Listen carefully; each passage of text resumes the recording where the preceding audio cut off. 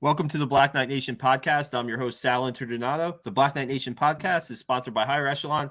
Higher Echelon is a company run by Joe Ross, former Army fullback, former Army assistant coach, former Army officer. And we thank Higher Echelon for sponsoring our podcast here with co-host Steve Anderson. And we have a special great guest tonight, 2017 Army football captain, John Voit.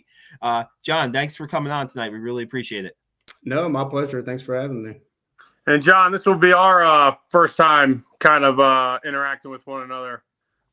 So thanks for coming on, man. Look forward to hearing your story and kind of tell us your vibe now that you're back at West Point. Yeah, absolutely. Yeah, we normally start off about, the journey to West Point first and how you got there, maybe a little bit of how you recruiting, how Army recruited you. And John, I never know, maybe I didn't ask you this, but were you a guy – because I read your bio on the website today just to catch up, the old Army football bio. And it said that you played a bunch of positions in high school. It said you played defensive end. You were a quote-unquote B-back in high school. Were you or were you not? I was. I played a little fullback. They kind of used me as an H-back tight end senior year. But my sophomore year, I was like strictly offense. Made fullback, tight end, H-back, running out of the backfield, running balls, and I didn't really start playing defense till junior, senior year. And then I stuck with defensive end, kind of outside linebacker, and that's kind of what I got recruited as. When does Army come in the picture for you, and how does that all work out and how you got to West Point? Pretty late. So I was actually not very recruited at all. I had a lot of FCS offers. Army was my only FBS one. To be honest, didn't know what West Point was. I remember Steve, you probably remember John Mumford.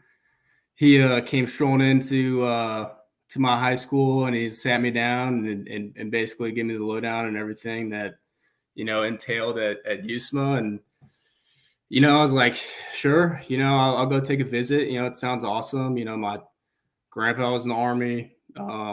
Granddad was in the Navy, unfortunately, but military service in the family, and went up there, took a visit, and then kind of fell in love with it, and worked out.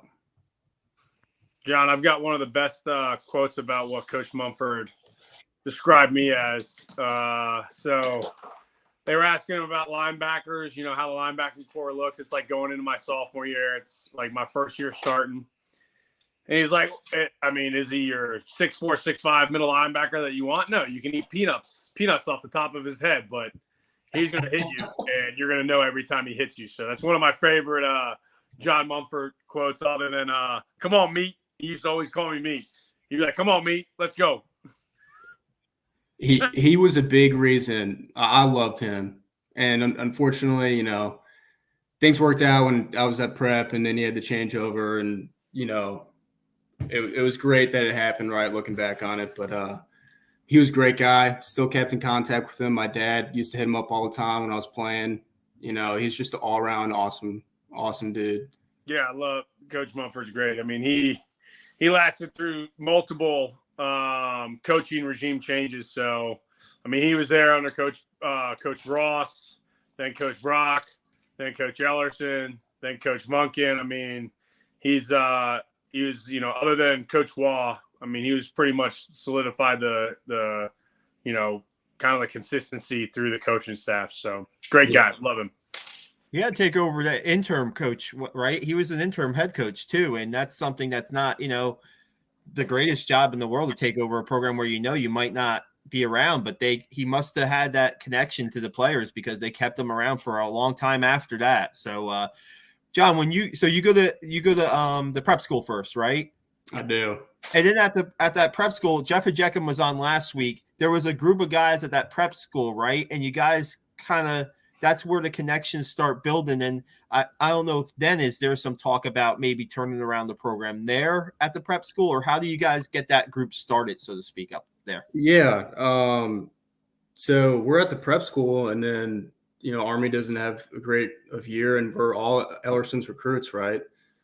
And unfortunately, that staff, gets let go. And at the time, you're thinking like, oh man, like what am I going to do? My coach just left, who recruited me. Like, do I want to leave and check out other schools, or do we stay? And I think at that point, all of us were just so bought in. Our big coach there was Chris Nichols. He's currently the OC and head strength coach.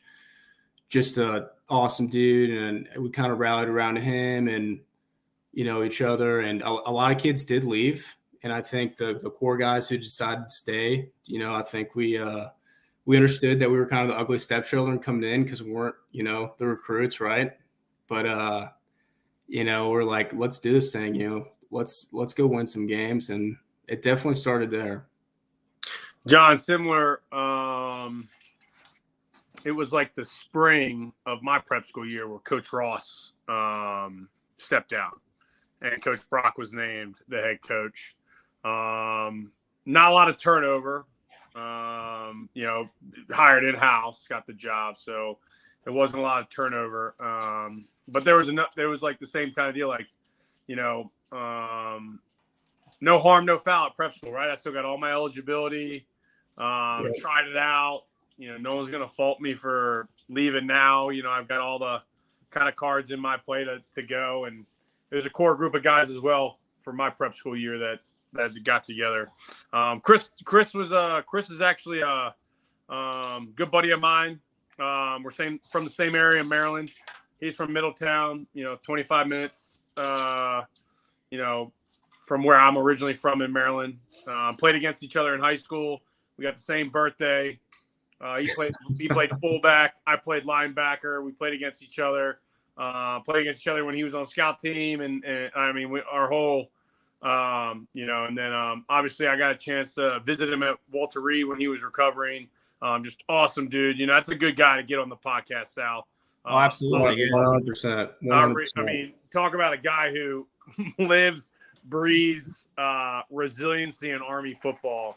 That is awesome, dude. But yeah, so Chris is a great guy to rally behind and kind of get the mentality of the prep school team ready to go. 100%. Yeah. And what better guy than, like you said, old grad, played football, combat vet, coming in, you're 18-year-old, you see how like cool that is, Chris, if you know his story, just a great leader, great guy. And so we really rallied around him, and, he's been a staple in all our lives. Since I've been back here, I constantly hang out with Chris and his family. So awesome guy for sure. Yeah, it was my bad. Jeff Ejeckham was a direct admit. I think I mentioned Jeff being a direct admit, but guys like John Trainer are up at the prep school with you, right? Yeah. Yeah. And Ryan England's a direct admit too, I believe. So, but Ryan's a direct. Yeah, when you guys get there your freshman year, you have the guys from prep, and then you have the direct admits who, like Ejeckham. I think Ejeckham was a little bit late recruit for Monken and stuff. That freshman year, it's Monken's first year, and we've heard about the locker room stories, right? Where he goes into the locker room and trashes, throws the guys who have the messy lockers into the visitors' locker room at Mikey. I don't think couldn't have been you, John. I wouldn't think, right? It was not me, but it could have been anyone. If you had, if you just happened to see like the turf little specks in your locker, you just, were that kid with the, unfortunately your cleats kicked off, and like it, see ya. Like it was just, he was feeling some type of way. Like that's just how it was. Is that where the culture starts for the program to make the turnaround, when that kind of stuff happens, where this guy is not messing around? The littlest details are important. Oh yeah, 100%. It definitely started there. I remember that that fall camp, when we first get there, we just got a dose of like, welcome to college football. We were just running sprints, it was I was, besides that spring ball before, which we weren't there at, this was Monken's first fall camp. It's about to be our first season, and he was whipping us into shape. So it definitely was a culture shock, and I think something that was needed for sure to set up base. But it was definitely a start. Yeah, I think that's looking at the difference in personalities and the difference in leadership styles and Coach Ellerston and Coach Monken. It's the same way in the military where you take over a platoon, you take over a company, and the guy before you was a certain way. The biggest thing though, and this is why a lot of people, Coach Munkins is genuine.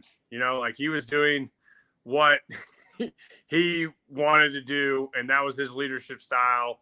And for good or for worse, it obviously worked.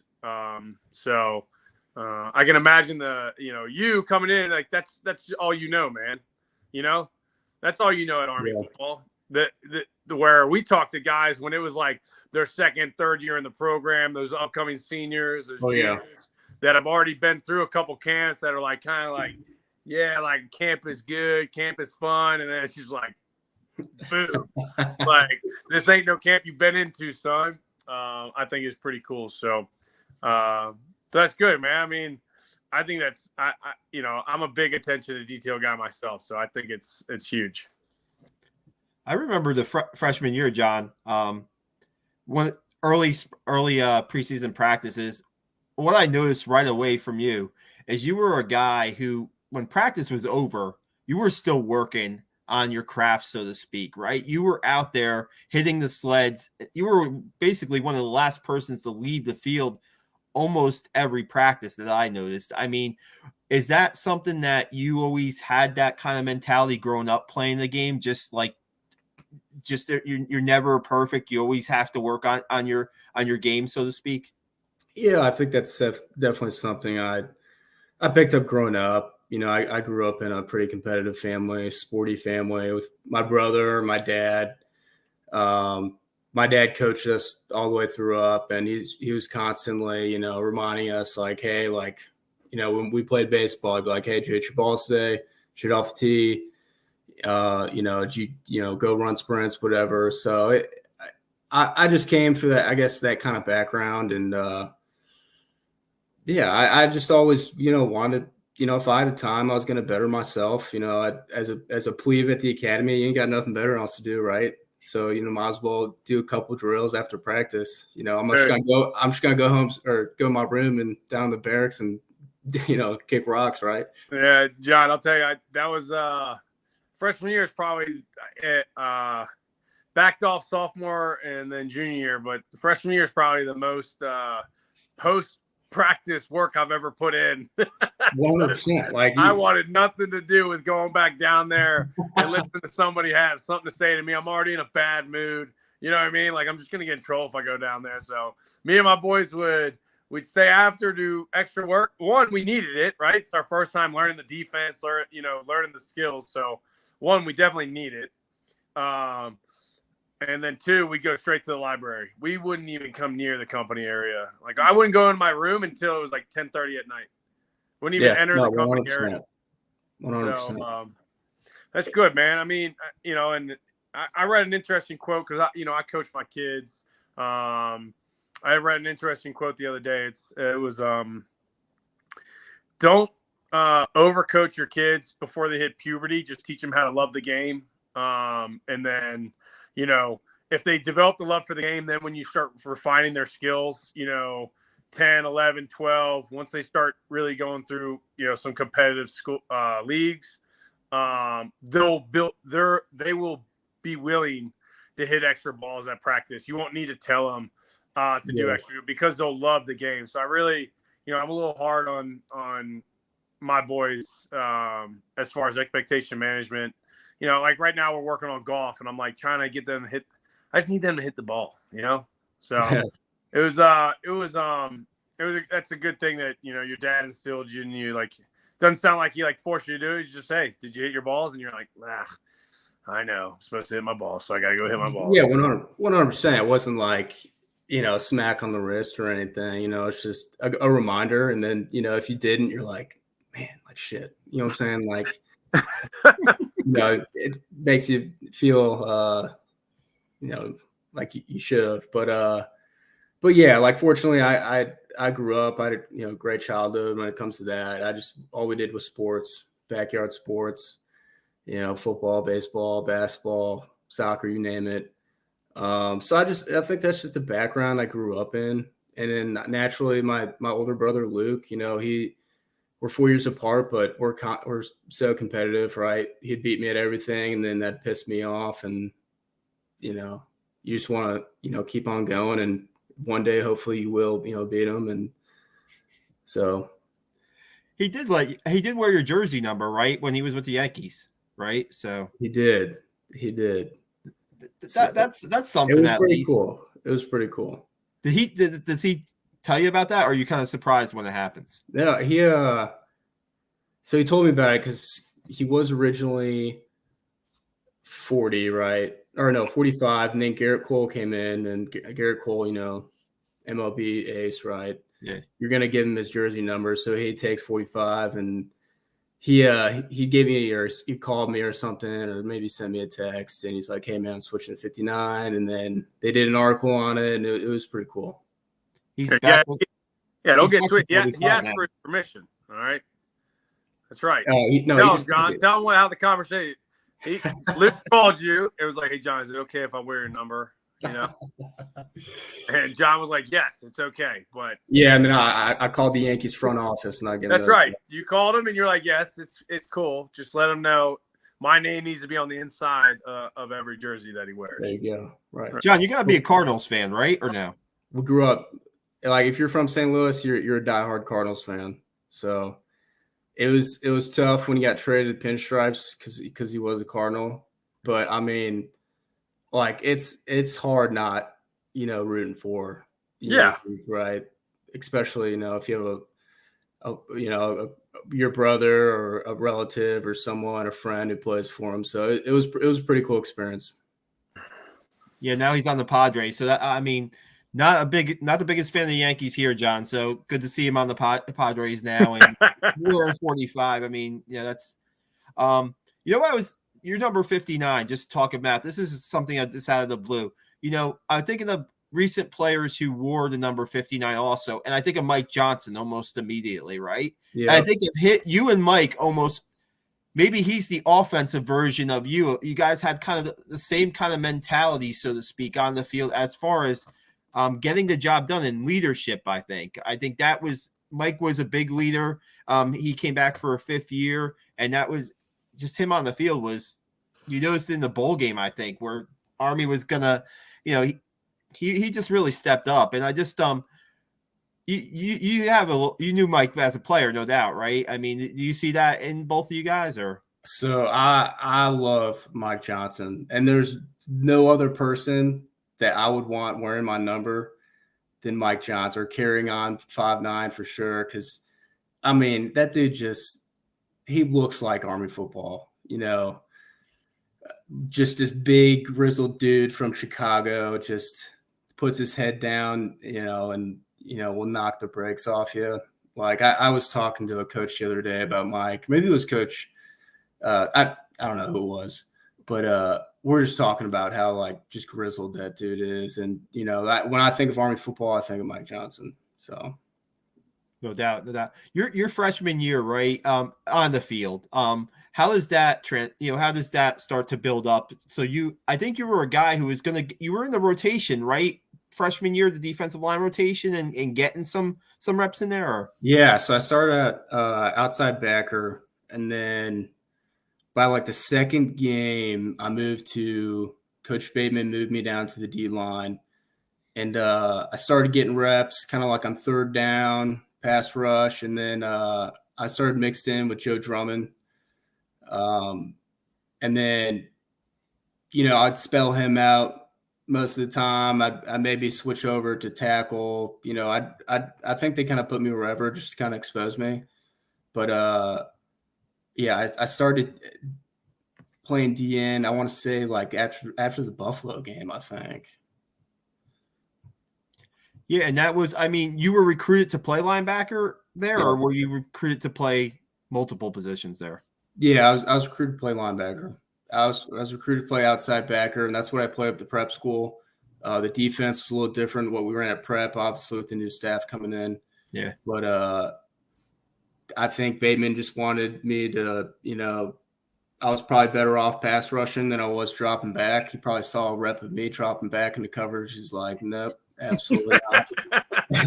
And so he's like, we're going to put your hand down. And, I never looked back. And I played 4 technique, I think most of the time. And then as we started to, put some different stuff in our defense, I moved down to 3. I put some weight on.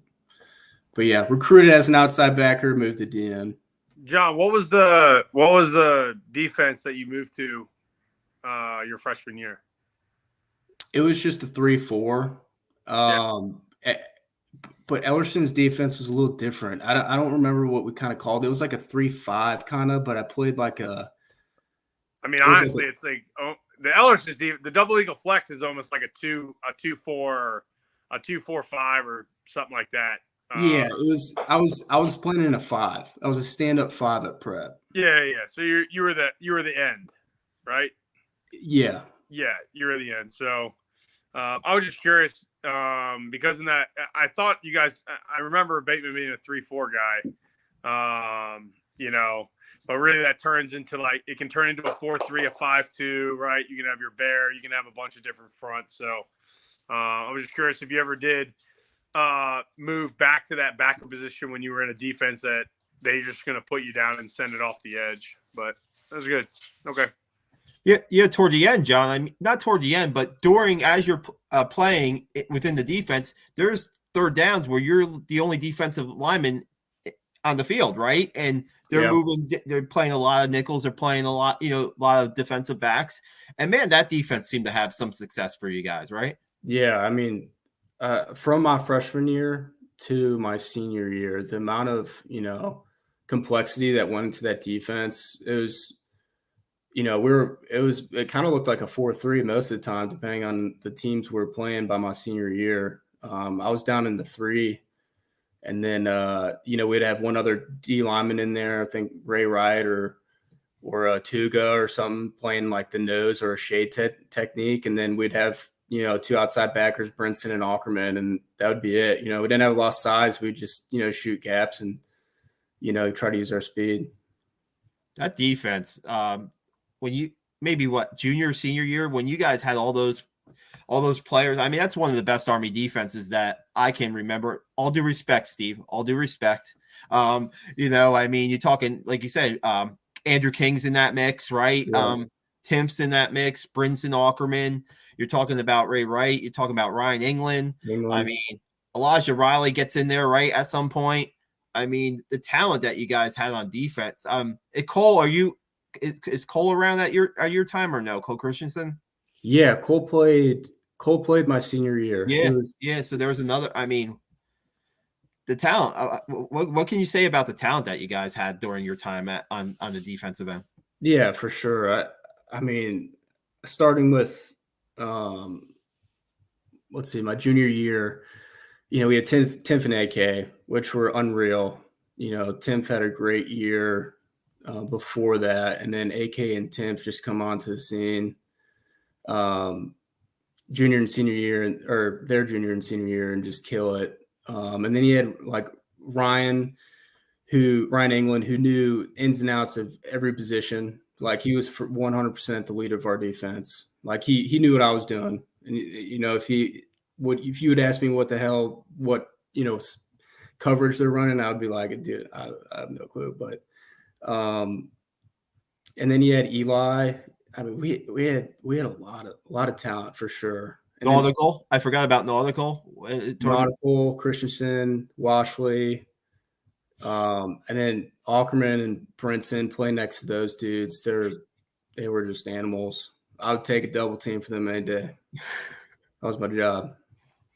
That's just different. I don't know if we want to talk too much about your sophomore year there, but that was a year that definitely there were a lot of close games where you guys were a play or two away from maybe kind of flipping that record, right? And Coach, I remember sitting at that dinner, that banquet after the 2-10 season, and Coach Munkin said, we're going to flip the record this following year. And I'm really like, in my head, I'm like, I don't know, that's a big jump, but it seemed like you guys, the guys that were returning, were definitely fired up to make a change, right? To start winning. And what do you remember the most maybe about that point? And I mean, I'm sure that's something when that season ends, I'm sure that's something that coach is trying to drill into the team's head, that you guys, we're close, we're almost there, you stick with it, and you're gonna have success.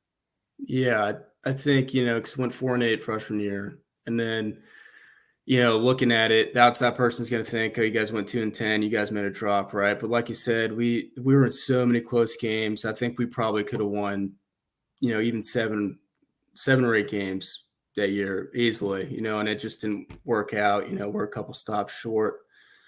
But yeah, I think after that, and I remember the banquet and Coach Monken saying that, I think we're just fed up. We're just like, we're this close. We got the pieces. We know we do. We're competing in these games. We just, got to play a little more sound, disciplined football, which is what we do. And we're going to be, going bowling. We're going to be winning 6, 7, 8 games. So I think that really, that spring ball after the banquet really set the tone. And then going into fall camp, I think we were ready to go. And it started off with that Temple game. Oh yeah. Which was awesome. I thought we beat the brakes off them. I thought it was a great opening game. Temple, what was like American Conference champs that past year, 11 games. They weren't giving us anything at all going into that game. And, I thought we just dominated offense and defensively that game.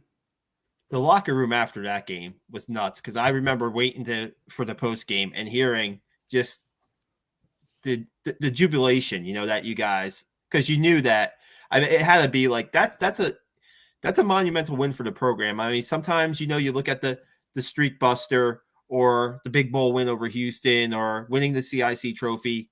That Temple game's huge in the history of Army's, rebirth or renaissance, so to speak. Sure. Yeah. No, I think it was just a big, breath out, just okay, all right, we're pretty darn good. The past is the past. Let's keep on going forward. Let's keep this ball rolling.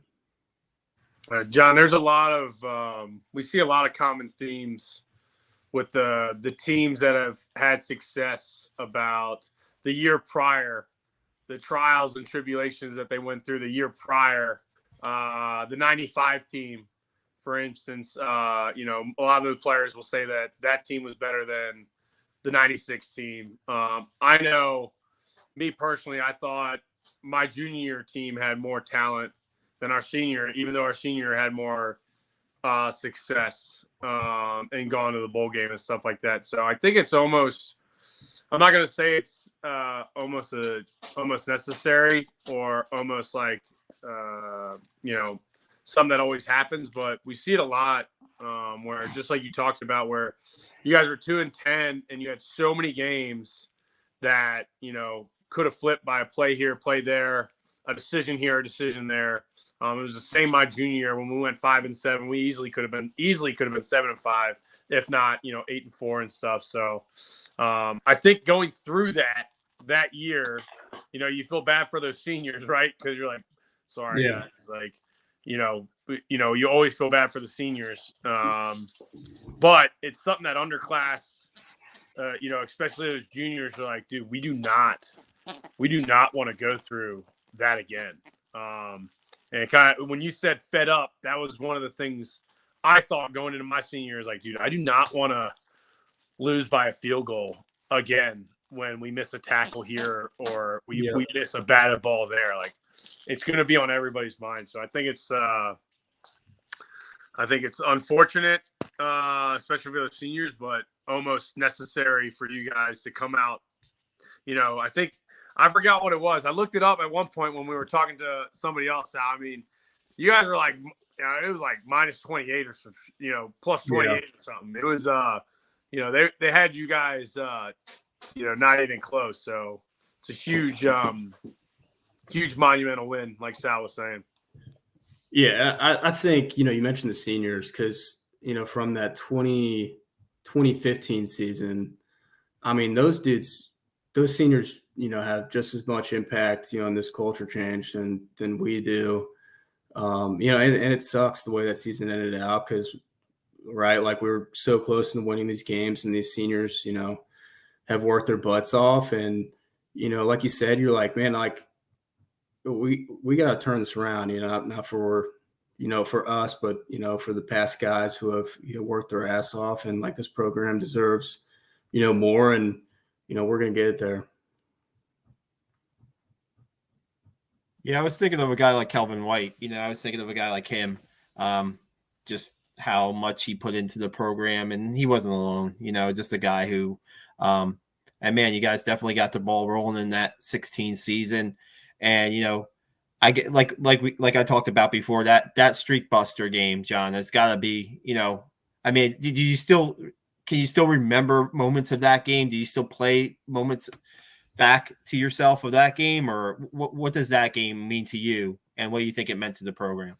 Yeah, like I said, I think we were just so fed up going into that game, and we knew like we were the complete underdog, and I think it's just right off the bat, like there was maybe like a little uncertainty, right? First game, you don't know what the team you're gonna be, but offense just came out rolling, and then defense, we just stuck it to them, and we just kept the ball rolling, and all of a sudden, zeros hit the clock, and game was done. We're like, damn, we just beat a pretty good team first game of the season, right? Like that was a good first win, and I think we kept the ball rolling for the most part.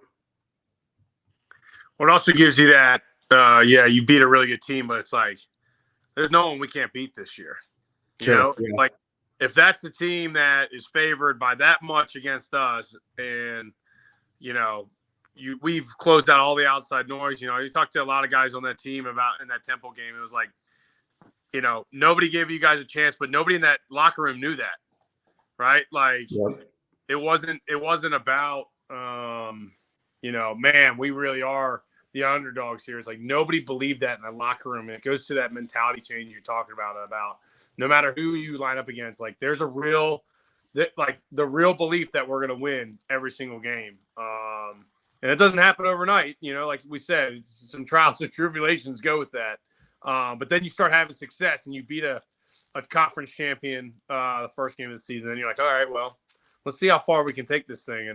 And not only is that, this is why we talk about so much about, multiple podcasts that Temple win, is because it's not just a win over a really good program, right?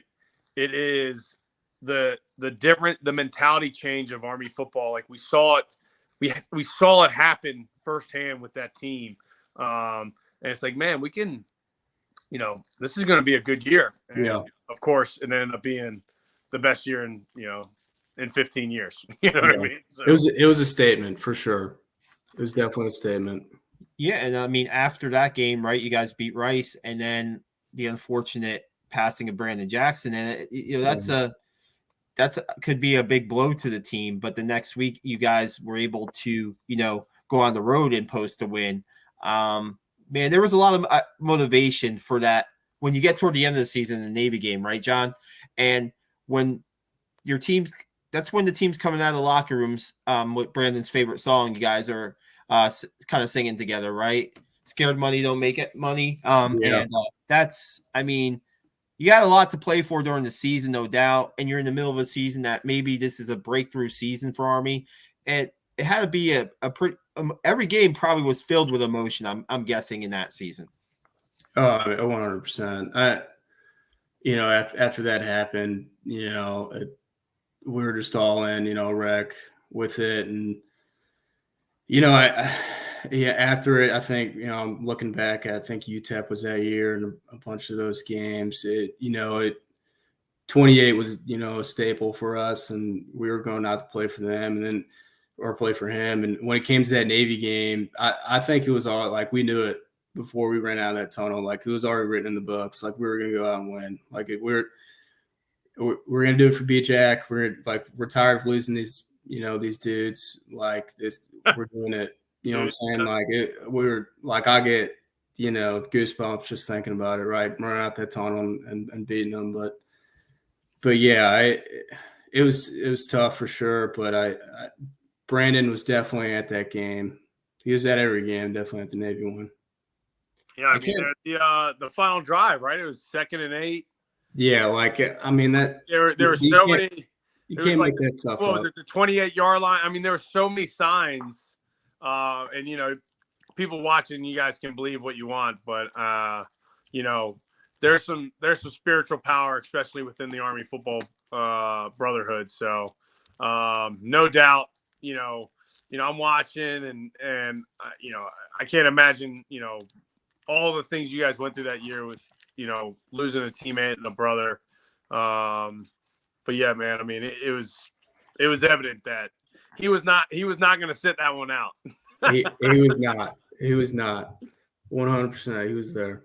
It's inspiring. I mean, that was an inspiring season. And then you guys, your senior year, that 2017 season is the best season in Army football history as far as wins and what you guys were able to accomplish. So you guys did not you guys didn't drop the ball, so to speak, after 8 wins. I imagine that off season between your junior and senior year, I mean, and you're building into you had a leadership role anyway, probably your junior year. I mean, I can't imagine what the offseason was like and how hyped you guys were to get back on the field to even have a better season your senior year, right?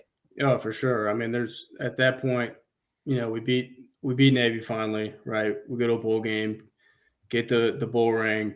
What's the one thing we got left, right? It's the CIC. We haven't, brought it back to West Point since the 90s, and that was the main goal. Every other game matters too, right? But you're constantly looking at Air Force and Navy, and we didn't beat Air Force the year before that 8-5 season, so we're going into that year.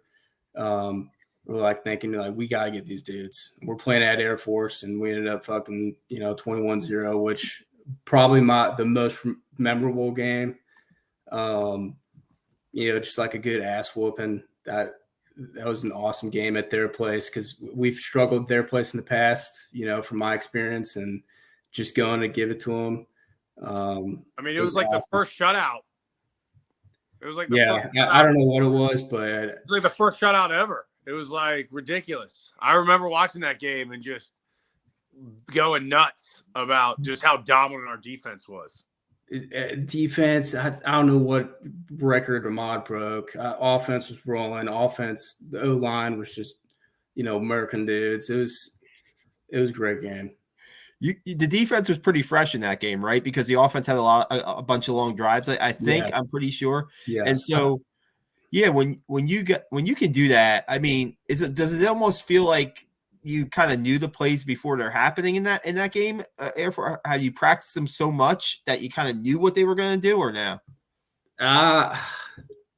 No, but like here's the thing: when you run against the option, you go, we call it CIC, right? We went in practice, and when you constantly run against it, and the Air Force runs a similar offense, so like you get the tendencies of the guy you're lining up against and their formations and stuff like that. So I wouldn't say we knew, but you definitely have a niche.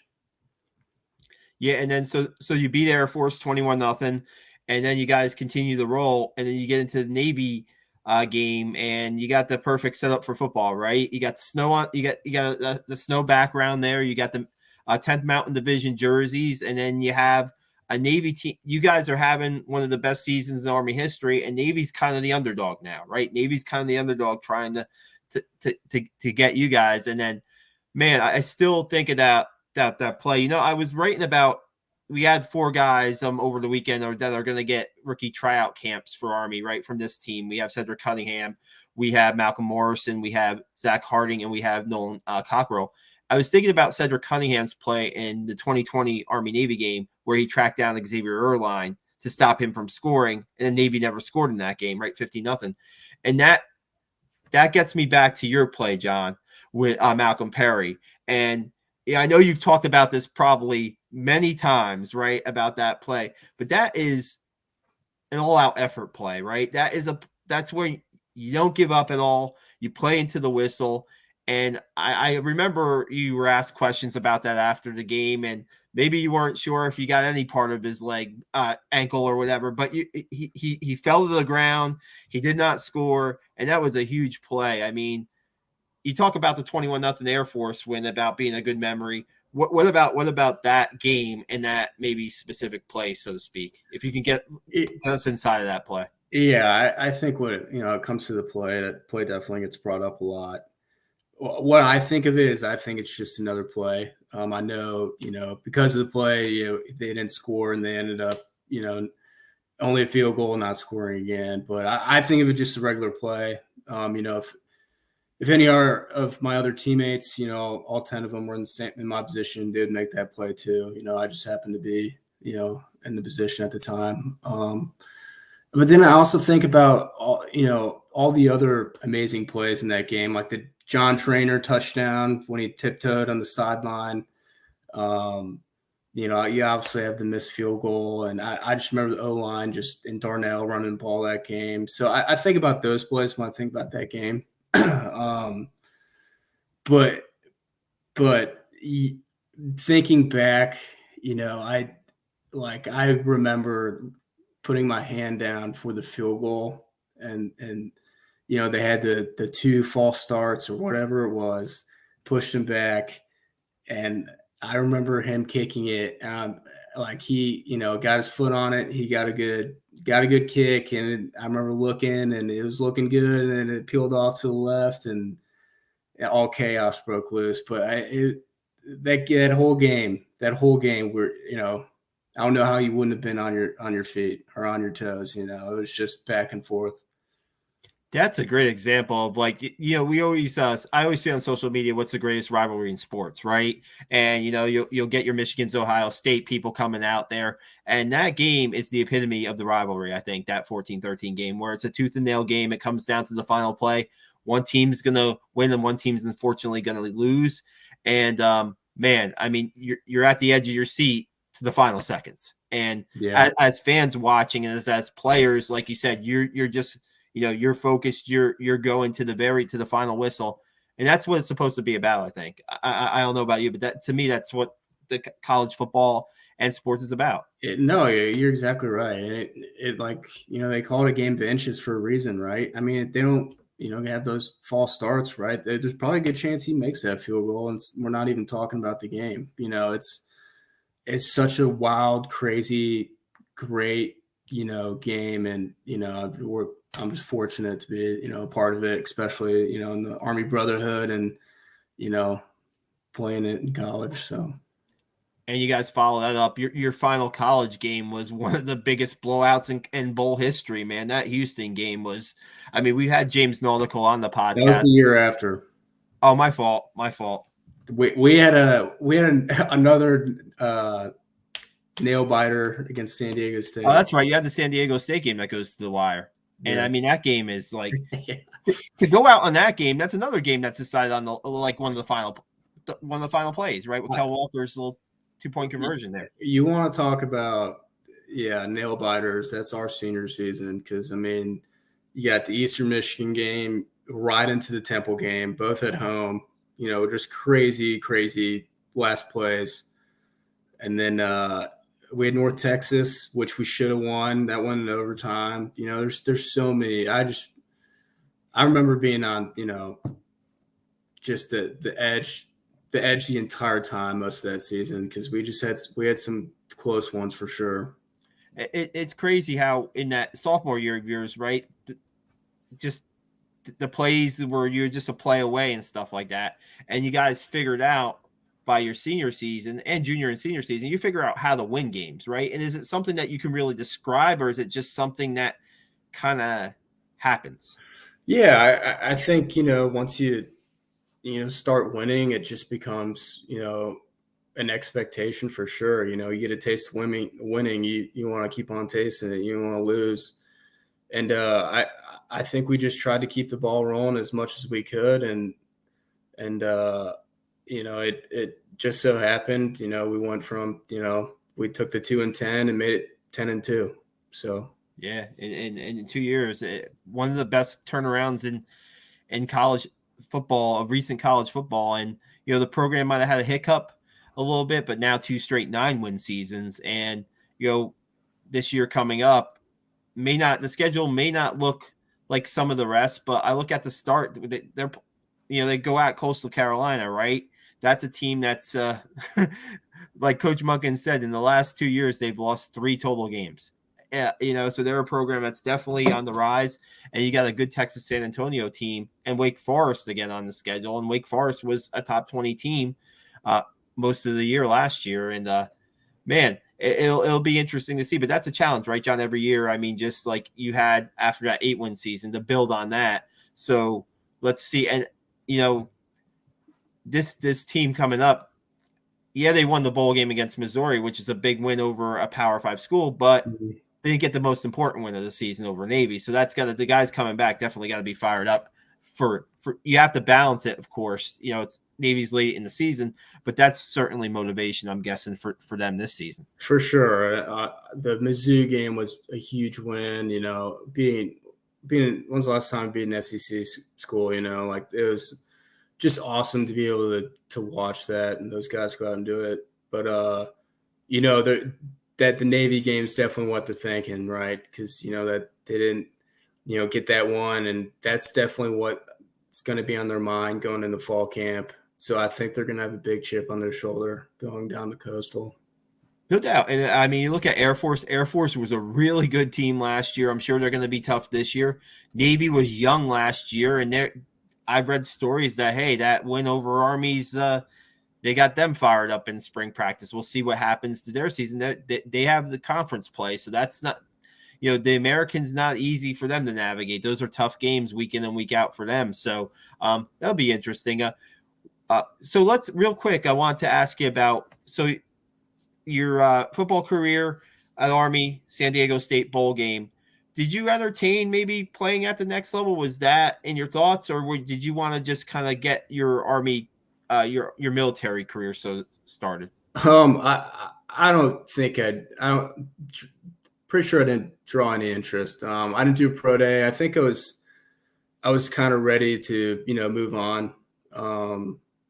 You have all these, great mentors here, right?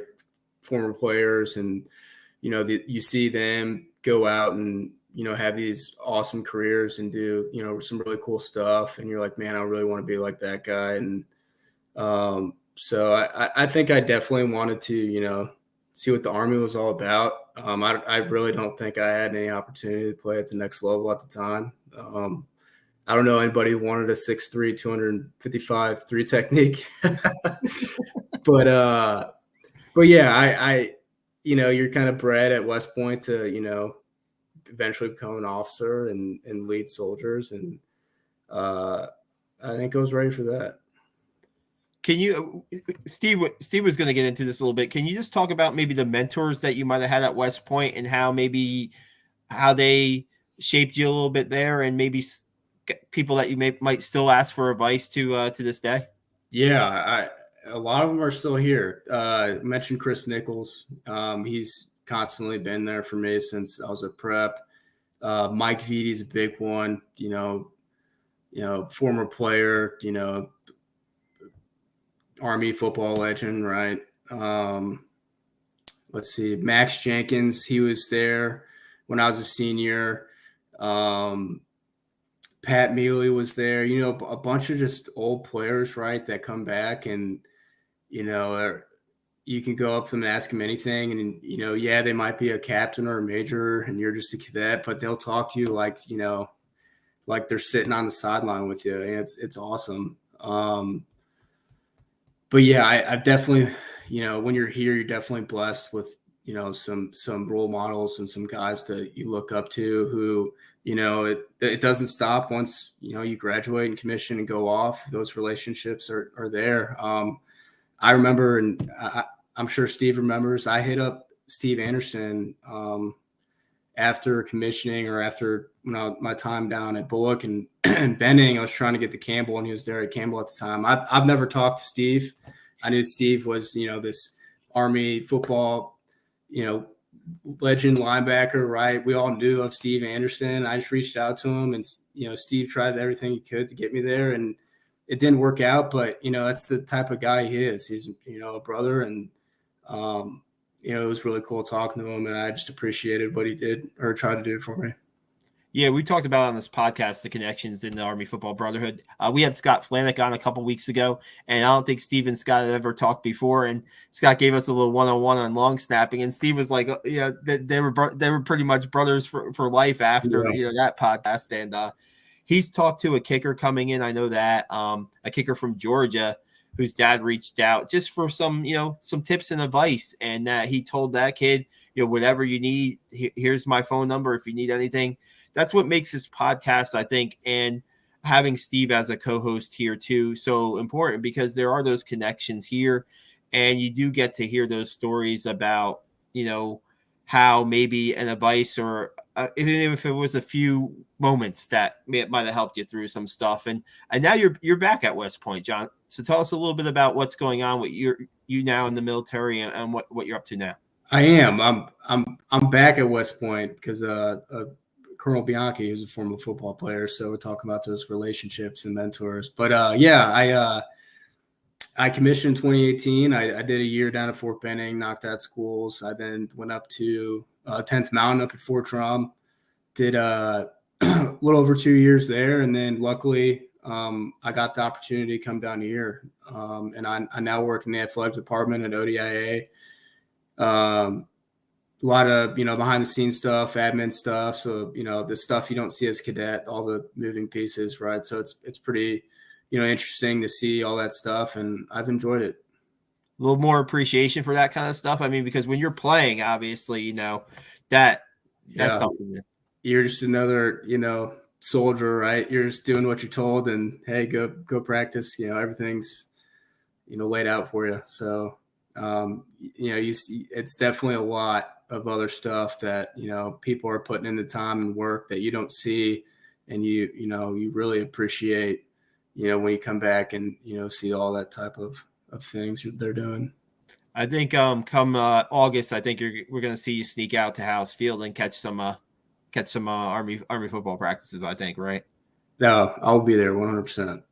That's all. And I mean, just real quick on, this Army football defensive line, right? That we've seen, some guys like Nolan Cockrell move on, and now there's guys got to step up. And I'm sure that, that's kind of happened when you were there too, but there always seems to be players like you look at Atuga, right? He's a guy who really stepped up into his role. Ray Wright really stepped up into his role. And there's guys there, and it's just a matter. Now here's an opportunity for players like, Richardson, who played some backup Cockrell last year, and maybe he's got a chance to get more snaps. And, Chris Frey is a guy who's got a lot of intensity when he gets out there and goes after it. So, I mean, is there anything that you see from this defensive line that maybe that you can, that you like about like the way they've gotten after it last year, and maybe what this season will hold? Yeah. So I actually, when I was an AI or a G8, I coached the D line in prep school. So these rising seniors are the prepsters that I coach. And so Darius, Chris, Nate Smith, we're all on the D line now, and Bonsu, I think this year they got a lot of depth and a lot of experience, and I think they're really going to get after it. I think we're going to see a lot, right? I think all of them are pretty dynamic and, can play a lot of different positions, but I think the experience piece is a big thing, and I think a lot of them have seen the field already, so I'm excited for them. Nate Smith, I think, is a great unit. Yeah, Nate Smith is a guy who I think might play at like almost not necessarily an Ackerman position, but a guy who has the flexibility to play linebacker and defensive end. And he's a guy who was a situational guy for maybe Army last year, but he's a guy who seems like he's an energy guy and a guy who definitely – and when you have Andre Carter playing on the same defense as you, right? Carter's got to attract a lot of attention. Could be a breakout season for Nate Smith possibly, and those guys up front. Yeah, good. Like you said, I think most of the attention is going to be put on Andre for sure, because he's a beast. He's an animal. So yeah, it's going to leave a lot of opportunity one-on-ones for those other guys to get after it. And I think it's about to be a really good year for them. Yeah, I was reading something online. I looked up Andre Carter 2023 draft, John, and then somebody wrote that he could be a top 5 pick in the 2023 draft. And I'm like, the talent is there, and I mean for that because the draft just happened this week, right? And every year I'm like, Caleb Campbell, right? Caleb Campbell is the last Army football player to be drafted in 2008. I'm like, I thought John Radigan should have got drafted last year, right? I thought John Radigan had a good enough season. I knew he was on certain teams' radar, and I thought he should have get drafted. This year, I thought maybe Nolan would get a chance, get an opportunity. But, I mean, once that happens and Andre Carter does get drafted, whatever round it is or whatever – I think that's definitely a boost to the program, no doubt, when that happens, right? Because it's good for recruiting. What's your take on that? Yeah, I 100% agree. I mean, if Andre goes out there and has the year he just had, or even a better year, because there is no ceiling with him, and he gets, whether it's the first or the 7th round, I think it's great exposure either way. And if you were to go, top 5, like you said, one would be the first time ever, right? An academy player. I don't know where Staubach got drafted, but like this day and age is unreal. And I'm excited to watch him play. I've seen him at practice, and he's every bit of 6'7", so he definitely looks the part. And he's going to get after it this season. It's going to be fun. And he's a guy like you. I mean, he loves to be like always bettering himself. He's not going to stop. Like this season, his junior year, where he All-American, right? Army football All-American. Probably not good enough for Andre Carter. I mean, he's going to go after, like you said, go after it.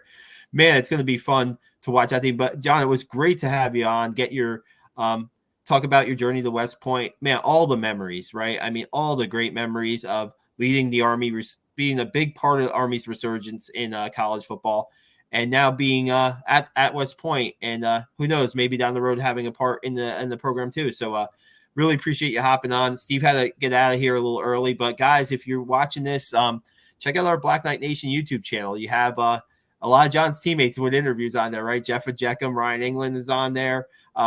We have the Scott Flanick. We have Army legends like Pete Dawkins are in our archives. So check that out. Check out our Black Knight Nation Instagram account, doing a little bit more with that. And check out blackknightnation.com for all your stories on Army football. John, thanks again. Really appreciate you hopping on. Hoping to see you out there on the practice field and maybe at Mikey Stadium this fall. Yeah, no, I had fun. I appreciate it, Sal, and just thanks for everything you and Steve do. And I think this is an awesome platform to show the brotherhood what it's all about, and to put some awesome things to light. So thanks.